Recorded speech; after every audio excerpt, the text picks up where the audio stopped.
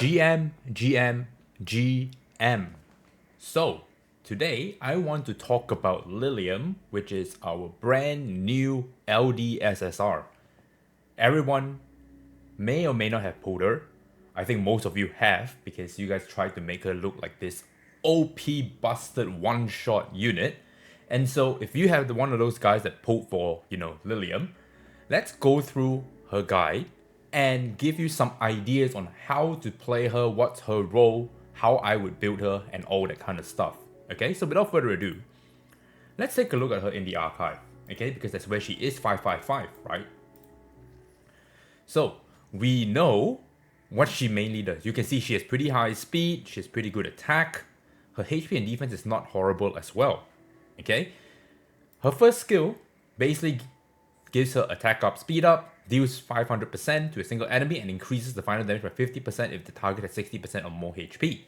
Okay, ignore shield to seal the target's max HP by 50%, so you don't have to worry if there's a shield there. You're going to bypass that shield and you're still going to do that HP seal based on your damage. Okay, so that is her S3 and that's her main skill. Okay, her second skill is basically a 2-hit that does 180% damage with a single enemy, and for every 1% HP the target has lost, the final damage increases by 1%. Guaranteed to inflict 1 turn stun if the HP is less than 70%, and guaranteed stun on all enemy if you kill the enemy. So she naturally also can be a CC unit if you get a unit's HP low enough, or if you just need that unit to stop moving for that one turn. Okay, single S1 single target life steal. Okay, this is pretty damn good. Leanne also has this, so there's nothing too special here. But what's special is her exclusive passive here, which is Lilium becomes immune to all control and turn meter minus effects. So naturally, if you just look at the kit here, yeah, you would think that she is mainly there to be a counter to CC. Alright? If you read her S3, you can tell that this is a single target hit. And when you talk about single target hits, chances are you are not tank busting. Okay? Because even though it is 550% damage, it's still not enough. You need to do multi-hits on an enemy to actually, put in significant amount of damage. Alright? And so once we know and we come to terms with that, then we can, start thinking about how to build her. Okay, now let's look at her prowesses here. What I would recommend, okay, is come down to here. All right, you need this. All right, you definitely need her S3 at least to level 4. If you don't get this, that's fine. All right, you'll just have to suffer the 4-turn cooldown, but you can always get this later on. But most importantly, get the damage first. Okay, because you are trying to bring this into a CC comp from the opposition, and you're trying to punish them that way. Okay, it makes her a force ban, number 1. Number 2, she definitely kills squishies that are not bloodbath built. Okay, that is the main thing with her. So I would definitely recommend you get the 15 speed here. That means getting yourself to level 4, then come up to skill 1. All right, come up to skill 1 and get your 260% multiplier along with this. All right, so this has to be level 5. If not, you're going to feel pretty bad going into like a Mio, going into like a Marvel, going into like a Kazuyo, because you get turn meter minus. And you want to mitigate that as long as possible, yeah? And so S1 is arguably the second most important thing to get. I would definitely recommend you get the 15 speed here first, and then come here and then get this. Okay? Then you can start working on your S2. Alright? Because S2 gives you 12 crit rate, and this crit rate is actually really, really important because you need to hit your 100% crit rate. Even I can't hit that yet. That's because my gear is not that good. And eventually I will get this 100% because I have this buff from this, right? The extra 12% crit rate. Do you need to get the final 1% damage boost? Up to you. Okay? Because if you're using her correctly, you really don't need this unless you're trying to, Giga Cleave, which she is really not built for, but this helps you get more damage in the long run. Okay? And so get the 180% multiplier as your last priority. but you definitely want to get the crit rate here. Okay, so the order of putting your lattices is, I would say, get this up to level 4 first, then get this up to level 5, max this out, then come in here, get the level 4, then eventually when you have more lattices, you can finish her off with the 1 turn cooldown here and the extra 1% here. Okay, you can see, now let's go into my own Lilium, alright, for my PvP. This is my Lilium, okay, and this is what my stats are. I'm running her on Bloodbath, Bulwark, and Swift Raid. Now you're gonna look at this and you're gonna go, why the fuck are you on Bulwark? She's already immune. But there are 3 things that you have to consider when you are thinking about building her. Alright, number 1, she is still susceptible to, like, you know, stat debuffs. So defense down, speed down, attack down, all that kind of stuff hurts her. Definitely hurts her, especially attack down.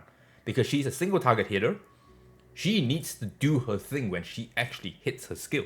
And so if you have Bulwark, you can comfortably go into a Casio and not worry about the attack down and just one-shot a unit. Okay? You can see that I am running her on Bloodbath. And why Bloodbath? It's because I want her to, you know, survive.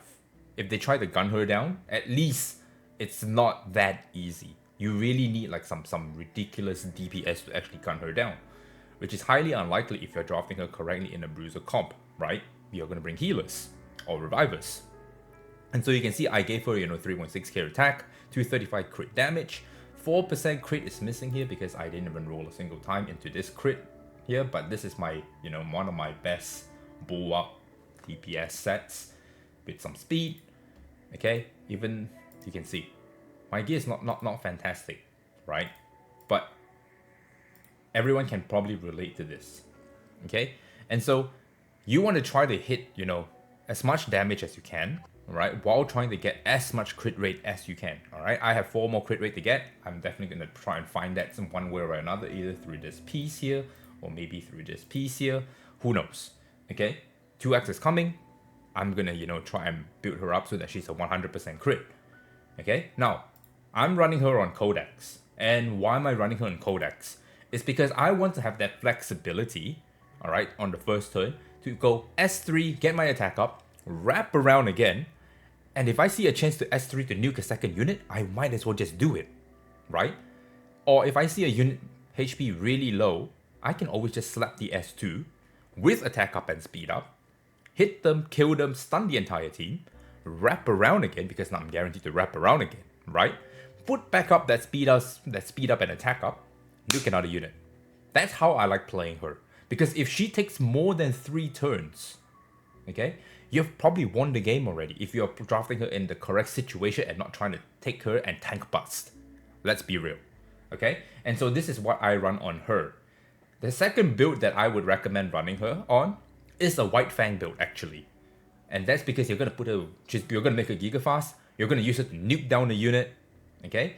And even if she cannot nuke down the unit off her S3, you still have White Fang to do the extra 2 more hits follow-up, okay? And that can usually, you know, kill a unit. And typically speaking, when you're talking about, you know, playing a single target DPS, alright, who is a single hitter, White Fang is usually your best friend because you get the extra 2 more hits, okay? But at the end of the day, it really matters on how you decide to play her. Now, you could run her on Law of Silence. We definitely could. And you could run, you know, the setup with the Bulwark, you know, Raw Dog, the Bulwark, and then get, you know, maybe a Momentum or a Keen Eye, something like that in the slot with a Swift Raid. That could work too. But the problem here is this. You are still susceptible to a attack down, even though you still get the 60% effect rest, okay? And you're only really protected by Holden not being able to S2, right?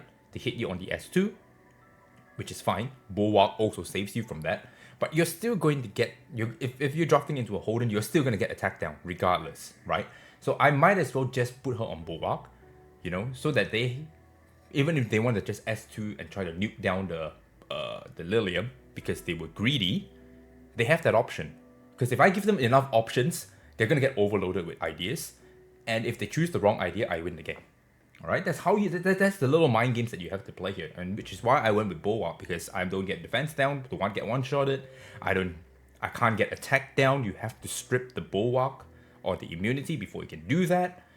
And Holden is forced to press S3 and not S2. If they try to get greedy and try to kill her with the S2, right, I have Bloodbath to protect me. Alright? And so this is how I've run my Lilium. I think that this works pretty well. I usually take her as an answer when I start seeing my opponents start to go down the CC route. I pick her relatively early and then punish them that way. Okay? Playing her against Bloodbath or tanks in general, your entire goal, especially with Codex, is to just nuke down their max HP on their healers first. Alright? Because healers like Sanya, healers like Full Q, they revolve around their max HP to give up shield, to give up healing and stuff like that. And Lilium basically destroys their max HP. Slowly but surely. Okay? If you keep Lilium long enough, they are going to have no HP, they're going to heal for squats, and then you can just win the game from there. Okay? Because remember, every time the max HP gets cut, the healing gets less, and that means they have less HP to play with and to heal. Your S2 is going to land stuns a lot more consistently as well. Alright? And so this is how I would, recommend you play her. Figure out what you want to do with her. Do you want to go very fast, nuke a unit, wrap around again, stun a unit? Then you should go White Fang with Swift Rush and Swift Raid. Okay? You're foregoing speed, your bulkiness for damage. Alright? And you can only do a lot more damage if you do multi-hits in this game. Alright? And White Fang helps you with that multi-hit. Alright? And so that's the two builds that I recommend you go with. Alright? But that's it for Lilium. Alright? She's not that crazy in terms of the damage output, which is understandable. You can't make her too broken. If not, she's just going to be perma-banned anyway, and you want to be able to have the chance to draft correctly and not have her just sit in the bench perma-banned when you invest your whole amount of lattices into her. Okay? You can see I have a 555, max dupe, normal, but without further ado, let's see a couple of matches that I did in Fearless Arena and how she fared. But until then, if you like the video, make sure you like, comment, subscribe. Catch you guys in the next one.